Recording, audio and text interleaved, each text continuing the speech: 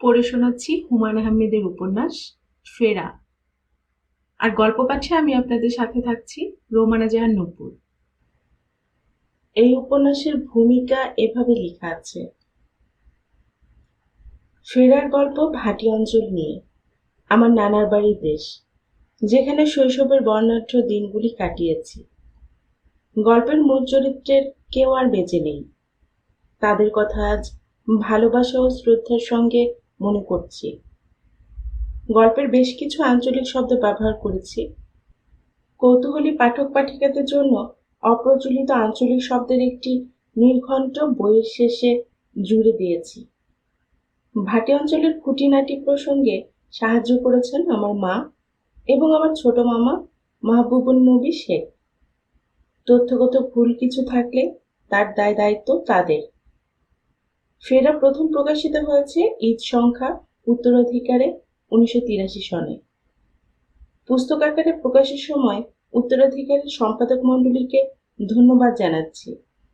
হুমায়ূন আহমেদ, রসায়ন বিভাগ, ঢাকা বিশ্ববিদ্যালয়। আজ শোনাচ্ছি গল্পটির প্রথম খণ্ড।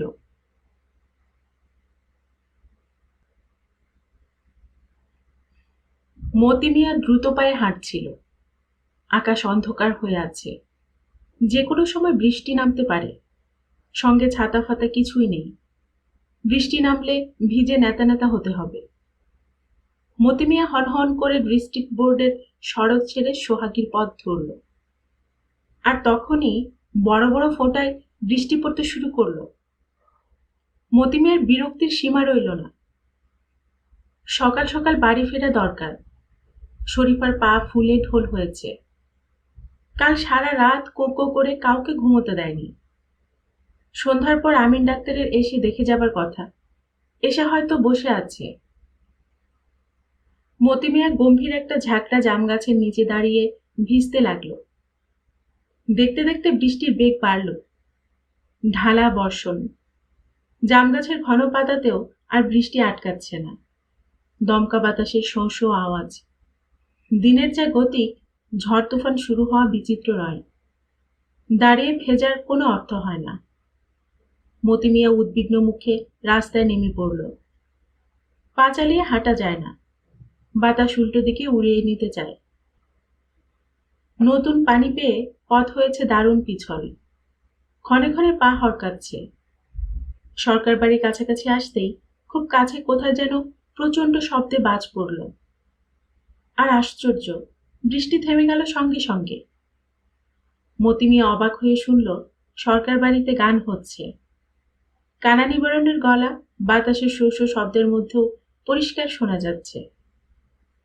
আগে চলে দাসী বান্দি পিছে সকিনা, তাহার মুখটি না দেখিলে প্রাণে বাঁচতাম না, ও মনা ও মনা। সরকার বাড়ির বাংলা ঘরে দরজা জানালা বন্ধ। মতি মিয়া ধাক্কা দিতেই নাজিম সরকার মহাবিরক্ত হয়ে দরজা খুললেন। হ্যাঁ, কানা নিবারণই গাইছে। সেই গাট্টা গোট্টা চেহারা, পান খাওয়া হলুদ রঙের বড় বড় কুৎসিত দাঁত। কানা নিবারণ গান থামিয়ে হাসি মুখে বলল, মতি ফাইনা, পেনাম হই, অনেকদিন পর দেখলাম।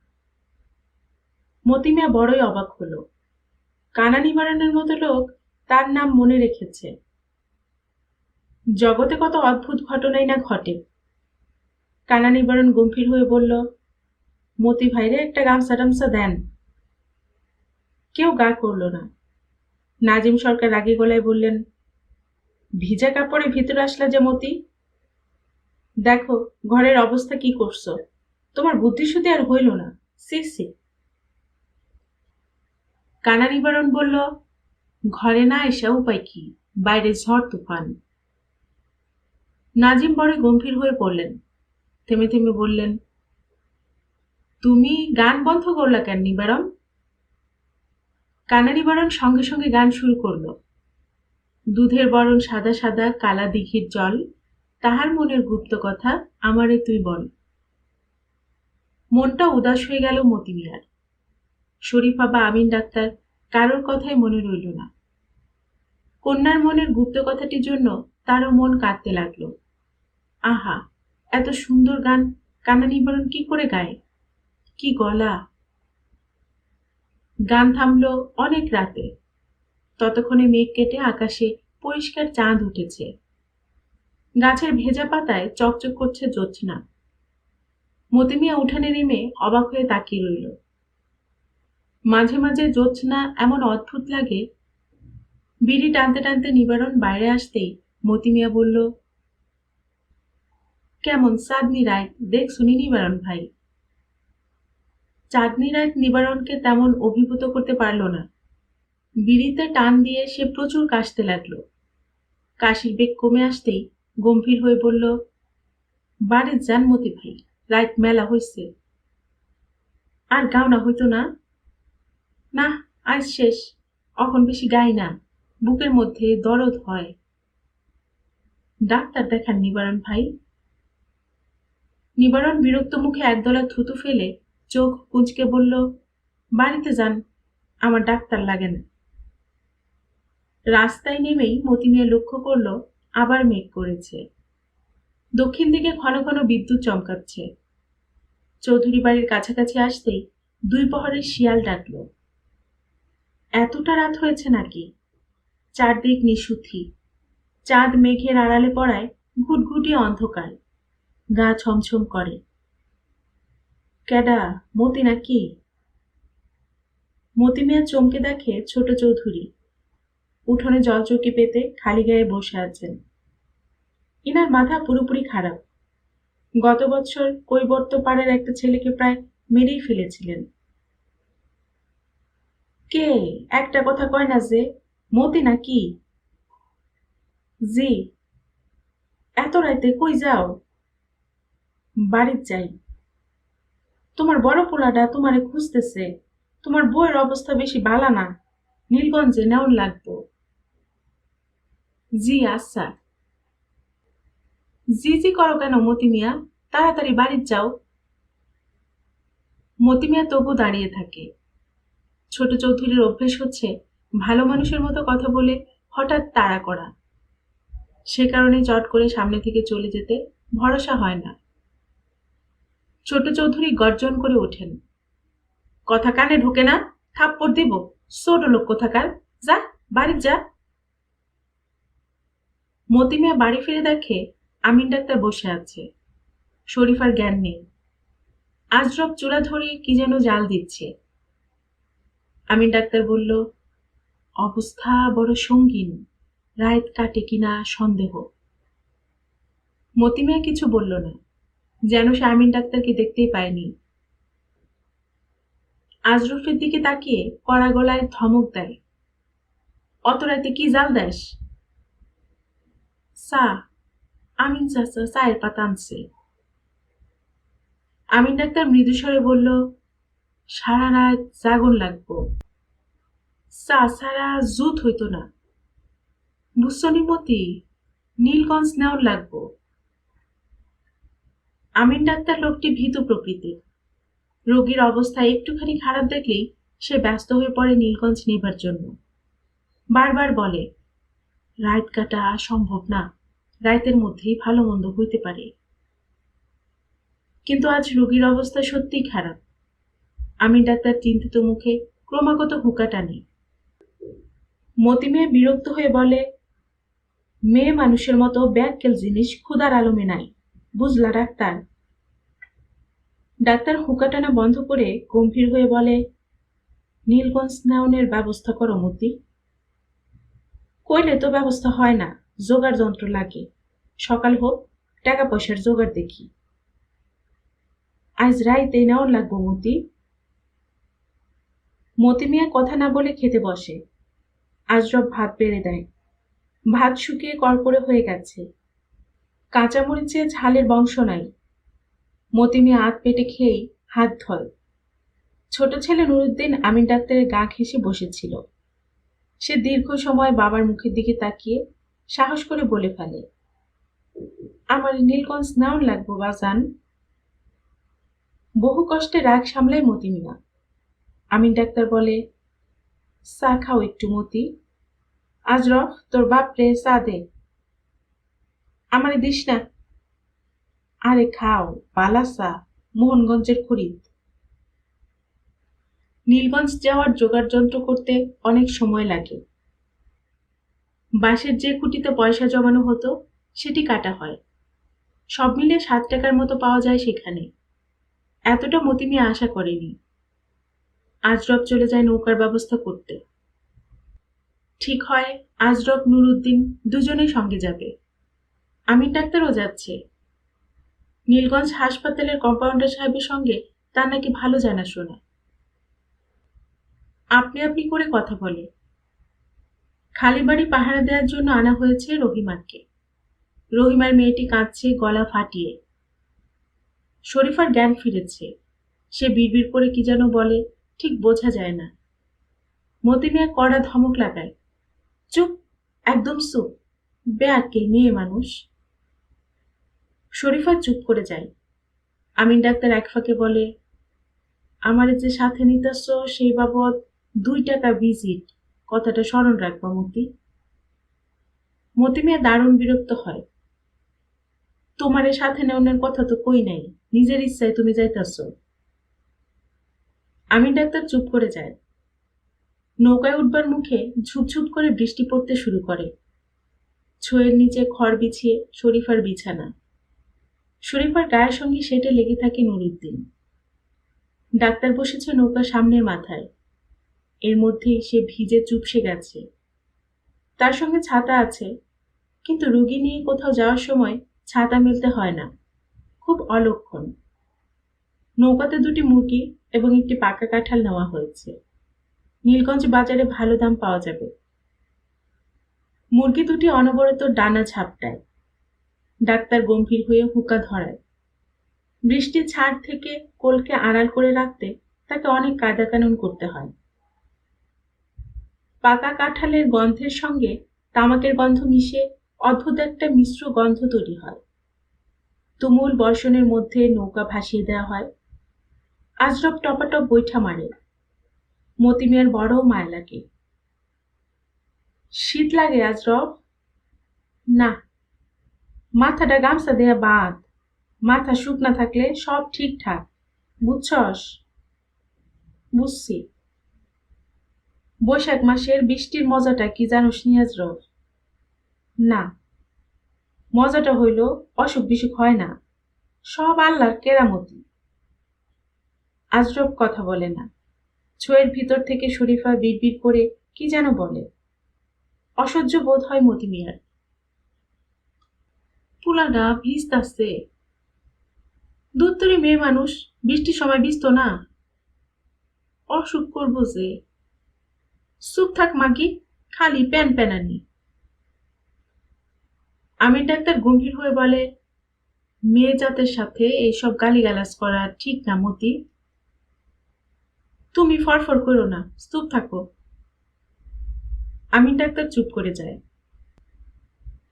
ছপ ছপ বৈঠা পড়ে। ছোয়ের ভিতর থেকে মুরগি 2টি ডানা ঝাপটানোর আওয়াজ আসে। দূরের সোনাপোতার হাওরের দিক থেকে হ হ শব্দ হয়। গা ছমছম করে আজরফে। নৌকা এখন বড় গাঙ্গে পড়বে। জায়গাটা খারাপ। গাঙ্গের মুখটাতেই 3টি প্রকাণ্ড শাওড়া গাছ। রাতে নাম দেওয়া যায় না এমন সব বিদেহী জিনিসদের খুব আনাগোনা। নৌকা নীলগঞ্জে পৌঁছল দুপুরের পর। মতি মিয়ার নড়বার শক্তি নেই। এক নাগারে নৌকা বেয়ে সমস্ত শরীর কালিয়ে গেছে। লম্বা হয়ে শুয়ে পড়ার চিন্তা ছাড়া তার মাথায় এখন আর কিচ্ছু ঢুকছে না। আমির ডাক্তার একাই গেল হাসপাতালে খোঁজ নিতে। ঘণ্টাখানিক পর ফিরে আসলো, মুখ কালো করে। হাসপাতালে ডাক্তার সাহেব গেছেন ছুটিতে, কখন আসবেন কেউ জানে না। কম্পাউন্ডার সাহেবের মেয়ের বিয়ে, তিনি গেছেন বাঁশখালী, বৃহস্পতিবার নাগাদ আসবার কথা। মতি মিয়ার কোনো ভাবান্তর হলো না। সে গম্ভীর মুখে বলল, চেষ্টার তো কোনো ত্রুটি করি নেই, কি কর ডাক্তার? কপালে লিখন, না যায় খণ্ডন, করণের তো কিছু নাই। আমির ডাক্তার চুপ করে থাকলো। মতি মিয়া বলল, খাওয়া খাদ্য শেষ কইরা চলো বাড়ি চাই। মতি ভাই চলো, মিশনারি হাসপাতালে লইয়া যাই, বেশি দূর না, একটা মুটে হাওর পরে, সোনাদিয়া হাওর। আমিন ডাক্তারের কথা শেষ হবার আগেই মতি মিয়া ঝাঁঝিয়ে ওঠে। এসব খিরিস্তানির মধ্যে আমি নাই, এসব কথা মুখ আইন না, বুঝলা? আমিন ডাক্তার চুপ করে যায়। শরীফারে কোনো সাড়া শব্দ পাওয়া যায় না। জারুল গাছের ছায়ায় নৌকা বেঁধে ভরপেট চিড়া খেয়ে মতি মিয়া ঘুমিয়ে পড়ে। ঘুম ভাঙে সন্ধ্যার পর।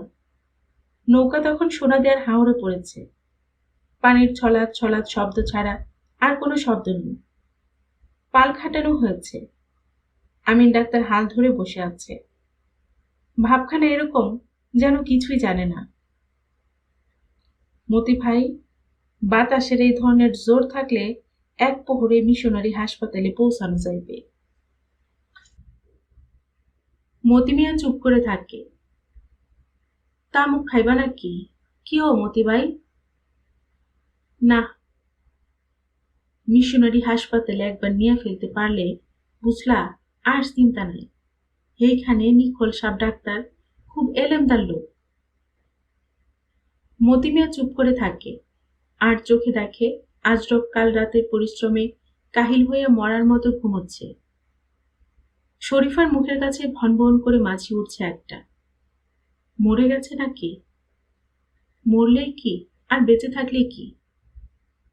হাওরের দিগন্ত বিস্তৃত কালো পানির দিকে তাকিয়ে মনটা উদাস হয়ে যায় তার। জগৎ সংসার তুচ্ছ বোধ হয়। সে চাপা স্বরে গুনগুন করে, লোকে আমায় মন্দ বলে রে, মন্দ বলে, মন্দ বলে, মন্দ বলে রে। আমি কোথায় যাব, কি করিব, দুঃখের কথা কাহারে কবরে। মন্দ বলে, মন্দ বলে, মন্দ বলে রে। আমিন ডাক্তার মৃদুস্বরে বলে, তুমি কিন্তু বড় ঘাতক মতি ভাই।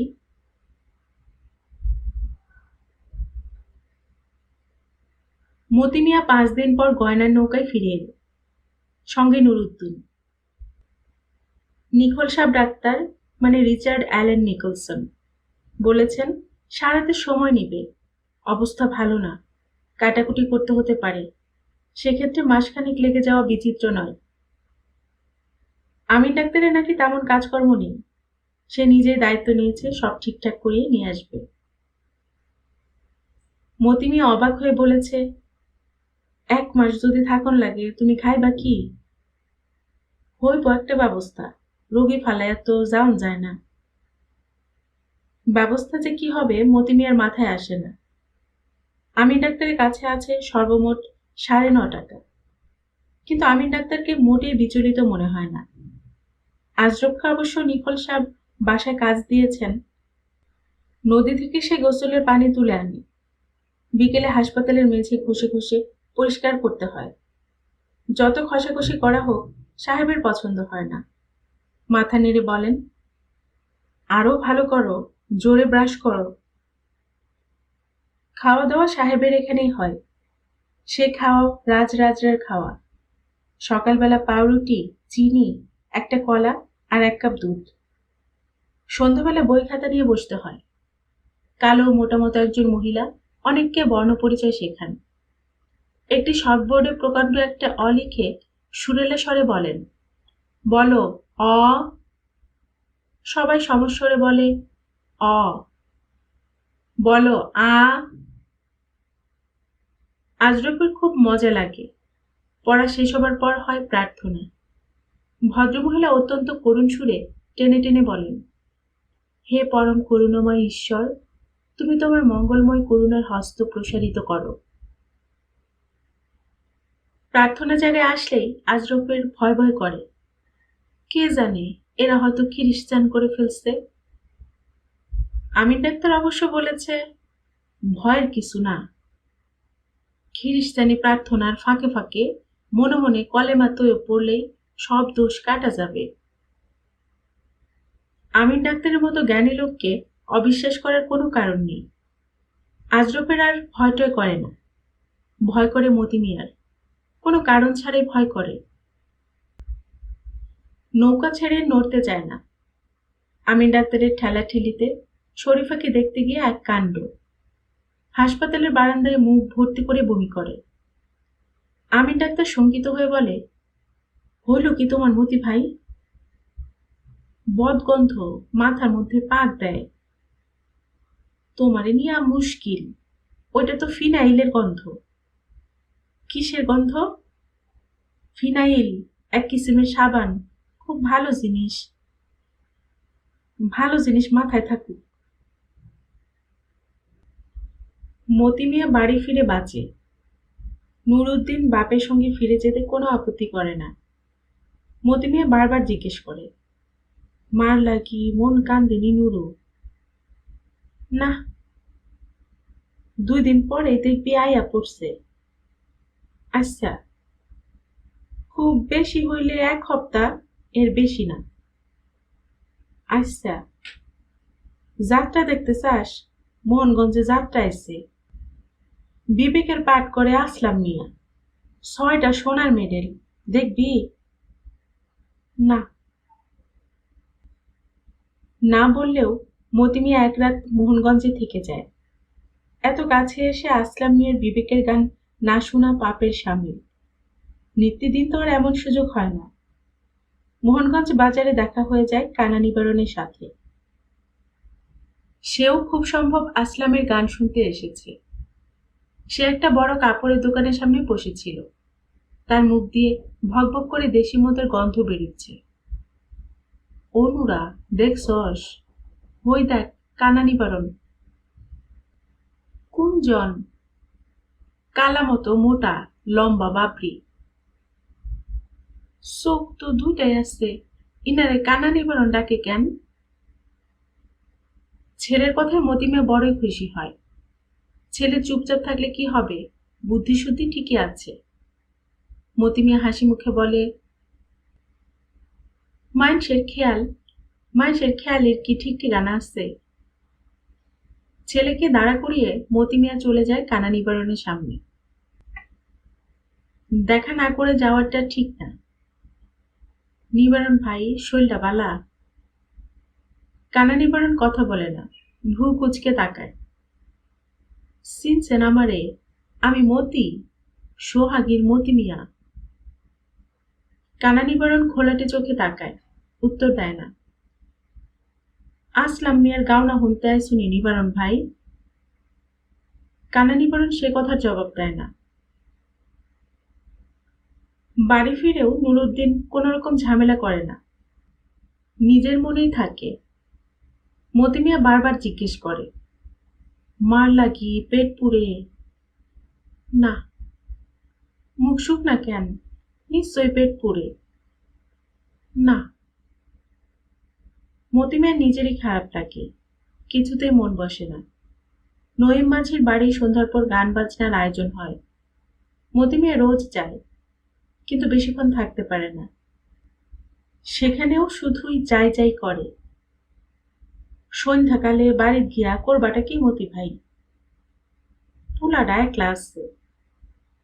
হে তো ঘুমাইতেছে। ব দেখি, হোক্কাটাতে একটা টান দিয়া হারমোনিটা ধরো। বাড়ি ফিরে তার ভালো লাগে না, কেমন উদাস লাগে। রাতের খাওয়া শেষ হলে 1-8 দিন রহিমার সাথে খানিক গল্পগুজব করে। রহিমা লম্বা ঘোমটা টেনে বারান্দায় বসে, কথা বলার সময় মুখ অন্যদিকে ফিরিয়ে রাখে। মতি মিয়া তার গ্রাম সম্পর্কে ভাসুর, তার মুখের দিকে তাকিয়ে কথা বলা সম্ভব না। রহিমার সঙ্গে কথা বলতে মতি মিয়ার খারাপ লাগে না। নিখোল সাপ কেমন ডাক্তার মতি ভাই? জব্বর ডাক্তার। পরিষ্কার বাংলা কথা কয়? তা কয়। গ্রাম্য কথাও কইতে পারে? না, বুঝতে পারে। দুনিয়াটা কত কিসিমের জিনিসই না আছে মতি ভাই। কথাটা ঠিক, খুব খাঁটি কথা। নিখোল সাহেব ডাক্তার রে দেখুনি বড় শখ লাগে মতি ভাই। তা একদিন জামুনি নিয়া 2 দিনের মামলা। দেখতে দেখতে মাস পার হয়ে যায়। ঘোর বর্ষা নামে। শরীফাদের কোনো খোঁজ পাওয়া যায় না। 1 সপ্তাহের কথা বলে চৌধুরীদের একটা নৌকা নেওয়া হয়েছিল। চৌধুরী বাড়ির কামলা এসে রোজ হম্বিতম্বি করে। বৈশাখ মাসের শেষাশেষি, কাজকর্ম নাই। সোহাগীতে বড় ধান ছাড়া কিছুই হয় না। ভাটি অঞ্চলগুলিতে তাই অগ্রহায়ণ না আসা পর্যন্ত অলস মন্থর দিন কাটে। মতি মিয়া উদ্দেশ্যহীনভাবে ঘোরাঘুরি করে। শরীফাদের ফিরতে এতটা দেরি হওয়ার কারণ খুঁজে পায় না। বড়ই মন খারাপ লাগে তার। পাড়াপড়শু খোঁজখবর করে। বাচ্চা বিয়েতে বাপের বাড়িতে গেলেও তো 1 মাসের মধ্যে ফিরে, কিন্তু এদিকে যে মাসের উপর হইল। খোঁজ খবর করো মতি, গাছের মতো থাইকো না। নঈম মাঝি একদিন ঠাট্টার ছলে অন্যরকম একটা ইঙ্গিত করে। মতি ভাই, আমি চিন্তা করতেছি আমিন ডাক্তারের সাথে নটখট কইরা দেশান্তরী হইল কিনা। পালের নৌকা তো সাথে আসছে। গা রিরি করে মতি মিয়ার। নেহাত বন্ধু মানুষ বলে চুপ করে থাকে। নঈম মাঝি বলে, রাগ করলে নাকি ও মতি ভাই? ঠাট্টা মজাক বুঝো না তুমি? না, রাগ ফাগ করি নাই। আর বিবেচনা করে দেখো, আমিন ডাক্তারের সাথে ভাবি সাপের খাতির প্রণয় একটু বেশি ছিল। হাসো না নঈম, এসব হাসি মজাকের কথা না। এই তো রাগ হইলা, ভাবির লগে রঙ্গ তামাশা না করলে কার লগে করমু? হাসি ঠাট্টা বুঝতে পারার মতো বুদ্ধিশুদ্ধি মতি মিয়ার আছে, কিন্তু শরীফা এবং আমিন ডাক্তারকে নিয়ে এ জাতীয় ঠাট্টা সে সহ্য করতে পারে না। কারণ ব্যাপারটা পুরোপুরি ঠাট্টা নয়। আমিন ডাক্তার কাজে অকাজে তার বাড়ি এসে গলা উঁচিয়ে ডাকবে, দোস্তাইন, ও দোস্তাইন, চায়ের পাতা নিয়ে আসলাম, জবর পাতা, একটু চা খাওয়ান দরকার, ঘরে গুড় আছে? মতিমিয়ার অসংখ্যবার ইচ্ছে হয়েছে আমিন ডাক্তারকে ডেকে বলে দেয় যাতে সময় অসময়ে এভাবে না আসে, কিন্তু কোনোদিন বলা হয় নাই। এটা অত্যন্ত ছোট কথা। আমিন ডাক্তারের মতো বন্ধু মানুষকে এমন একটা ছোট কথা বলা যায় না। শরীফাদের দীর্ঘ অনুপস্থিতিতে মতি মিয়া অনেক কিছুই খুঁটিয়ে খুঁটিয়ে ভাবতে চেষ্টা করে। গান বাজনা এখন আর ভালো লাগে না। নিখোল সাহেব ডাক্তারের হাসপাতালে চলে গেলে হয়, মেলা খরচান্ত ব্যাপার। আবার একটু লজ্জা লজ্জাও করে। নুরুদ্দিনকে আনালে একবার জিজ্ঞেস করে, ও নুরা, মারে আনতে যাইবি? না। না কি বেটা, মার লাগে পেট পুরে না? কস কি হারামজাদা, মায়া মোহব্বত কিছুই দেখি তোর মধ্যে নাই। নুরুদ্দিন মুখ গোজ করে দাঁড়িয়ে থাকে। তাকে দেখে মনেই হয় না মায়ের দীর্ঘ অনুপস্থিতি তাকে কিছুমাত্র বিচলিত করেছে। নুরুদ্দিন রহিমের মেয়ে অনুফার সাথে গম্ভীর মুখে সারাদিন খেলাধুলা করে। দুপুরের দিকে প্রায় দেখা যায় নুরুদ্দিন গাঙের পাড়ের একটি জলপাই গাছের ডালে পা ঝুলিয়ে বসে আছে। গাছের নিচে পা ছড়িয়ে বসে আছে অনুফা। দুইজনেই নিজের মনে বিড়বিড় করে কথা বলছে। মতি মেয়ে বেশ কয়েকবার লক্ষ্য করেছে ব্যাপারটি। একদিন নুরুদ্দিনকে ডেকে ধমকেও দিল, গাছের মধ্যে বইয়া থাকস, বিষয়টা কি? নুরুদ্দিন নিরুত্তর। দুপুর বেলার সময়টা খারাপ, জিন ভূতের সময়, সে সময় গাছে বইয়া থাকনের দরকার কি? নুরুদ্দিন চোখ পিটপিট করে, কথা বলে না। খবরদার, আর যাস না। আচ্ছা। তবুও নুরুদ্দিন যায়। জলপাই গাছের নিচু ডালটিতে পা ঝুলিয়ে বসে আপন মনে কথা বলে। গাছের গুড়িতে বসে থাকে অনুফা। ক্ষণে ক্ষণে ফিক করে হাসে। মতি মিয়া ঠিক করে ফেলে নুরুদ্দিনের জন্য একটা তাবিজ টাবিজের ব্যবস্থা করা দরকার। লক্ষণ ভালো না। রহিমের সঙ্গে এ বিষয়ে সম্পর্ক আছে বলে মনে হয়। মতি মিয়া আড়াল থেকে শুনেছে রহিমার সঙ্গে সে হড়বড় করে অনবরত কথা বলে। রাতের বেলা কাঁথা বালিশ নিয়ে রহিমার সঙ্গে ঘুমোতে যায়। এতটা বাড়াবাড়ি মতি মিয়ার ভালো লাগে না। রহিমা মেয়েটি অবশ্যই খুব কাজের। এই কয়দিনে সে বাড়ির চেহারা পাল্টে ফেলেছে। পুবের ঘরের সামনে আগাছার যে জঙ্গল ছিল তার চিহ্নও নেই। 4-5টা কাগজি লেবুর কলম লাগিয়েছে সারি করে। বাড়ির পিছনে রান্নার জায়গাটা দরমা দিয়ে ঘিরে দিয়েছে। ঘাটে যাওয়ার পথটায় সুন্দর করে ইট বসানো। ইটগুলি জোগাড় হয়েছে কোথেকে কে জানে। মতি মিয়ার ইচ্ছে করে রহিমাকে এ বাড়িতে রেখে দিতে। শরীফার ঘরের লাগোয়া একটা ছোট মতো চালা ঘর তুলে দিলেই হয়। শরীফা কিন্তু রাজি হবে না, কেঁদে কেটে বাড়ি মাথায় করবে। কারণ রহিমার বয়স অল্প এবং সে সুন্দরী। একটি সুন্দরী এবং অল্প বয়সী মেয়েকে জেনে শুনে কোনো বাড়ির বউ নিজের বাড়িতে রাখবে না।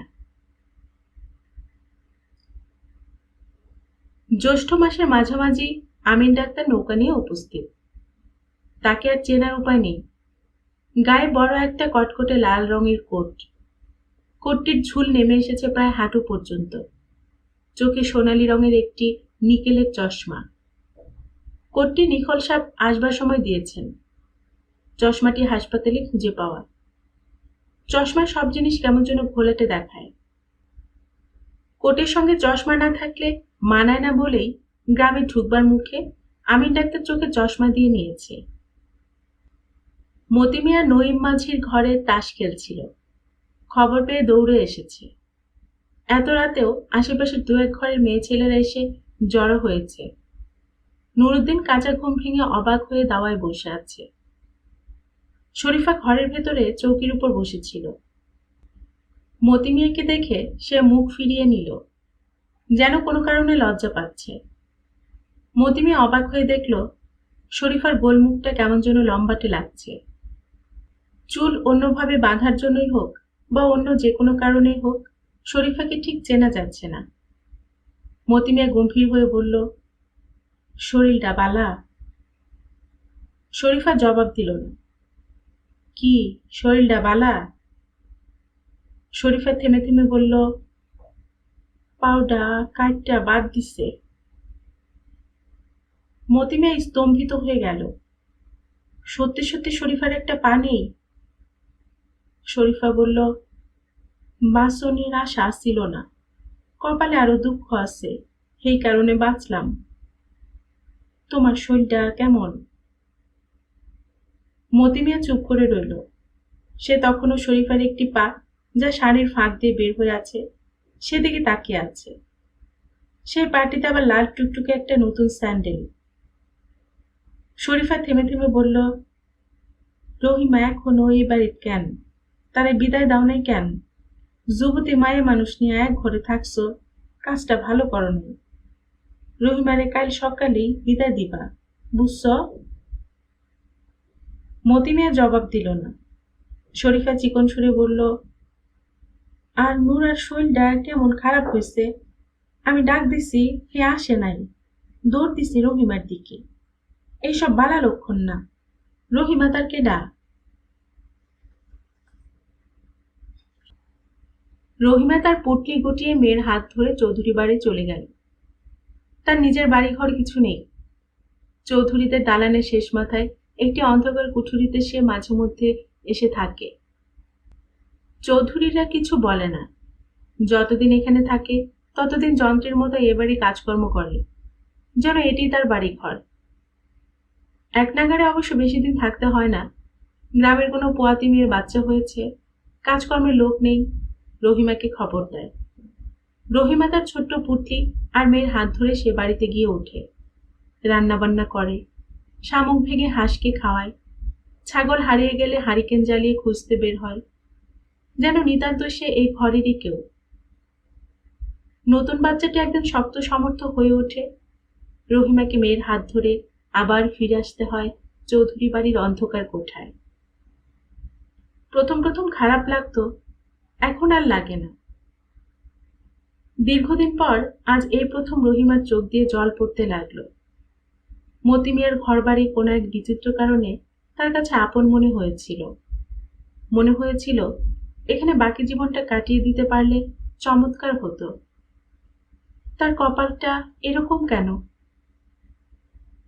নতুন বউ হয়ে যখন আসে, অনুফার বাবা তখন কামলা মানুষ। বউ তোলার জায়গা নেই। মানুষটা নতুন বউকে চৌধুরীদের বারান্দায় বসিয়ে রেখে উধাও হয়ে গেছে ঘর দুয়ারের ব্যবস্থা করতে। চৌধুরী সাহেব মহা বিরক্ত। নতুন বউর সামনেই ধমকাচ্ছেন, অগ্রহায়ণ মাসে এমন কামকাজের সময় কেউ কি বিয়া শাদী করে? তোর মতো হাম্মক খোদার আলমে নাই রে মনু। লোকটা দাঁত বের করে হাসে। চৌধুরী সাহেব প্রচন্ড ধমক দেন। হারামজাদা, হাসিস না, আমার পূবের একটা ঘর খালি আছে, বউরে সেখানে নিয়ে তুল। চৌধুরী সাহেব, নিজের একটা ঘরে নিয়ে তুলনের ইচ্ছা, বাস টাস যদি দেন তো একটা ঘর বানাই। চৌধুরী সাহেব চোখ কপালে তুলে বললেন, ঘর তুলবি? জায়গা জমি কই? ঘর তুলবি কিসের উপর? আমার বসত বাড়ির লাগি একটুখানি জায়গাও যদি দেন, ধীরে ধীরে দাম শোধ করবাম। বলতে বলতে লোকটা হাসে, যেন খুব একটা মজার কথা বলছে। চৌধুরী সাহেব অবশ্য তাকে জায়গা দেন মসজিদের কাছের এক টুকরো পতির জমি। লোকটা ঘরামির কাজে খুব ওস্তাদ ছিল। দেখতে দেখতে বাঁশ কেটে চমৎকার একটা ঘর তুলে ফেলল। নতুন কাটা কাঁচা বাঁশের গন্ধে রহিমার রাতে ঘুম আসে না, পেটের মধ্যে পাক দিয়ে ওঠে। লোকটির অবশ্য ফুর্তির সীমা নেই। দুপুর রাতে কুপি জ্বালিয়ে বাঁশের কঞ্চি কাটছে, ঘরের চারদিকে বেড়া দেবে। বিশ্রাম এক জিনিস সে জানত না। কিন্তু সেই বছর খুব কাজে ফাঁকি দিল। চৌধুরীতে তখন জ্বালাবোনা হচ্ছে, দম ফেলার সময় নেই। কাজে বিরাম দিয়ে একদণ্ড যে হুকা টেনে শরীর গরম করবে সে অবসরটাও নেই। এর মধ্যে দেখা গেল মনু উধাও। অন্য মনিব হলে কি হতো বলা যায় না, চৌধুরী সাহেব বলেই দেখেও দেখেন না। পুরুষ মানুষ দিনে দুপুরে বাড়ি এসে বউয়ের সঙ্গে গল্প, কি লজ্জার কথা। রহিমা শরমে মরে যায়, কিন্তু লোকটার লাজ লজ্জার বালাই নেই। এক রাত্রে রহিমাকে জোর করে নৌকায় তুলে বড় গান পর্যন্ত চলে গেল। চাঁদনি রাতে নৌকা বাওয়ার মধ্যে খুব নাকি আনন্দ। আনন্দ ছিল ঠিকই। নদীর জলে ভেঙে পড়া জ্যোৎস্না, দূরের বিল থেকে ভেসে আসা হ শব্দ, দুই পাশে গাছগাছালির গায়ে মাখা অদ্ভুত এক জ্যোৎস্না ভেজা অন্ধকার, কি যে ভালো লেগেছিল রহিমার। এর মধ্যে ওই লোক আবার ভাঙা গলায় গান ধরল। সুর তাল কিছুই নেই, তবু সেই গান শুনে বারবার চোখ ভিজে উঠল রহিমার। মানুষটি বড় শৌখিনদার ছিল। 2 টাকা দিয়ে একবার এক গায়ে মাখা সাবান কিনে আনলো, কি বোটকা গন্ধ, গা বমি বমি করে। আরেকবার কিনলো হাঁটু পর্যন্ত উঁচু রবারের জুতো। এই প্যাক কাদার দেশে কেউ জুতো কেনে? সরকার বাড়ির নিজাম সরকার পর্যন্ত খালি পায়ে মাঠে যান ক্ষেত দেখতে। জুতো কেনার পর থেকে মচমচ শব্দে লোকটা শুধু হাঁটে। চৌধুরী সাহেব একদিন ডেকে বললেন, টাকা পয়সা জমাইবার অভ্যাসটা কর মনু, নিজের একটা বাড়ি ঘর কর। বিয়া শাদি করছস, দায় দায়িত্ব আছে, খামাখা এই জুতাটা কিনলি কেন? জুতাটা চৌধুরী সাহেব হস্তায় পাইছি, খুব কামের, পানির মধ্যে সারাদিন থাকলেও 1 ফোঁটা পানি ঢুকতো না। এইসব ধান্দা বাদ দে মনু। লোকটার স্বভাব তবু বদলায় না। ভাদ্র মাসে ছাতি কিনে ফেললো একটা, বাহারি ছাতি, বাটের মধ্যে হরিণের মুখ। বড়ই রাগ হয় রহিমার, কিন্তু কার উপর রাগ করবে? এই লোক কি রাগটা কিছু বোঝে? চৌধুরী সাহেব খুব বিরক্ত হন। বৃষ্টি বাদলার কিছু নাই, শুকনা দিন, মাথার মধ্যে ছাতি কেন রে মনু? নয়া কিনছি চৌধুরী সাহেব, পাইকারি দরে দিছে। তোর কপালে দুঃখ আছে মনু। হাহা করে হাসে মনু, যেন ভারী একটা মজার কথা শুনল। সেই লোক কোথায় যে হারিয়ে গেল। গয়নার নৌকায় মোহনগঞ্জ গিয়েছে, পরদিন ফেরার কথা, আর ফেরে নাই। দেখতে দেখতে মাস শেষ হলো, কোনো খোঁজই নেই। কি কষ্ট, কি কষ্ট। অনুফা তখন পেটে। রাতের পর রাত জেগে বসে থাকে রহিমা। খুট শব্দ হলে লাফ দিয়ে ওঠে, আসলো বুঝি। কত রকম উড়ো খবর আসে। একবার শুনলো বাজারে একটা মেয়ে মানুষের সঙ্গে থাকে, সেই মেয়ে মানুষটা চোখে সুরমা দেয়, ঘাগরা পরে। আবার একবার শুনলো আসাম গেছে, আসামে কাঠের ব্যবসা করে। হয়তো তাই একদিন টাকা পয়সা নিয়ে গভীর রাতে রবারের জুতোয় মশমশ শব্দ করে লোকটা উপস্থিত হবে। রহিমা যত রাগই করুক, লোকটা গলা ফাটিয়ে হাসবে, হা হা হা। বৈশাখ মাসে অনুফার জন্ম হলো। চৌধুরী সাহেব বললেন, বাচ্চা নিয়ে তার বাড়িতে এসে থাকতে। রহিমা রাজি নয়। হঠাৎ যদি কোনোদিন লোকটা এসে উপস্থিত হয় তখন? গায়ের সবাই সাহায্য করেছে, চাল ডাল তরি তরকারি, অভাব কিছুরই হয়নি। চৌধুরী সাহেব মেয়ের মুখ দেখে 20টি টাকা দিলেন। আমিন ডাক্তারের মতো হতদরিদ্র লোকও 5টি টাকা দিয়ে গেল। অনুফা একটু বড় হতেই অন্যরকম ঝামেলা শুরু হলো। গভীর রাত্রে ঘরের পাশে কে যেন হাঁটাহাঁটি করে, খুটখুট করে দরজায় শব্দ। ভয়ে কাঠ হয়ে থাকে রহিমা। ক্যাডা গো, ক্যাডা? আর কোনো সাড়া নেই। শেষ পর্যন্ত যেতে হলো সুরজ মিয়ার বাড়ি। চৌধুরী সাহেবের ওখানে যেতে সাহসে কুলোয় না। ছোট চৌধুরী পাগল মানুষ, কোনো কোনো সময় দরজা বন্ধ করে তালা দিয়ে রাখতে হয়। সুরজ মিয়ার স্ত্রীটি চিররুগ্ন, তার 2 বছরের ছেলেটিও সেরকম। রাত দিন ট্যাটায় করে কাঁদে।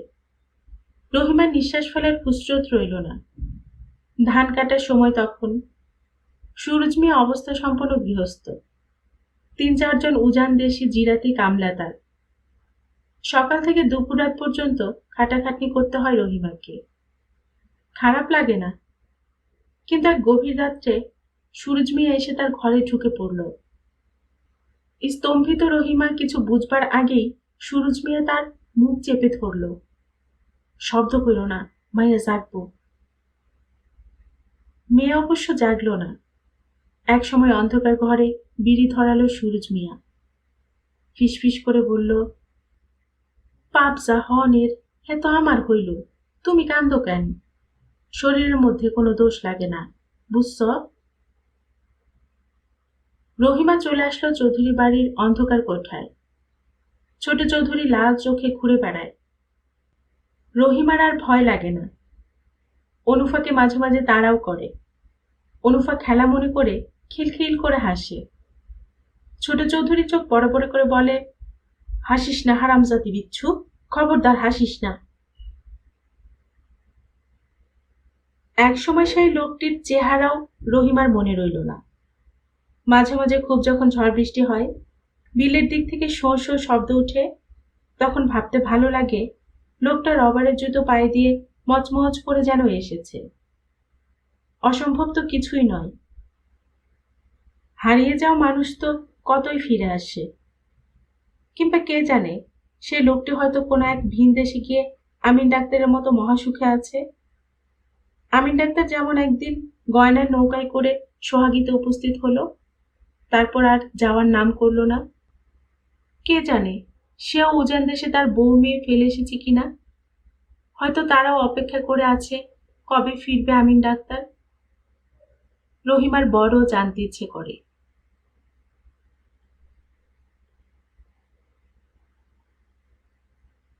শরীফার কিছুই ভালো লাগে না। এটি যেন তার নিজের বাড়ি নয়, যেন সে বেড়াতে এসেছে। পাড়া প্রতিবেশী বৌঝিরাও কেমন যেন সমীহ করে কথা বলে, একটু দূরত্ব রেখে বসে। নানান কথা বলতে বলতে হঠাৎ করে জিজ্ঞেস করে, কাটা পাউডা কই ফালাই আসছো? শরীফার অসহ্য বোধ হয়। সরু গলায় বলে, হাসপাতালে খাইলাম, সাথে আইনা কি করবাম?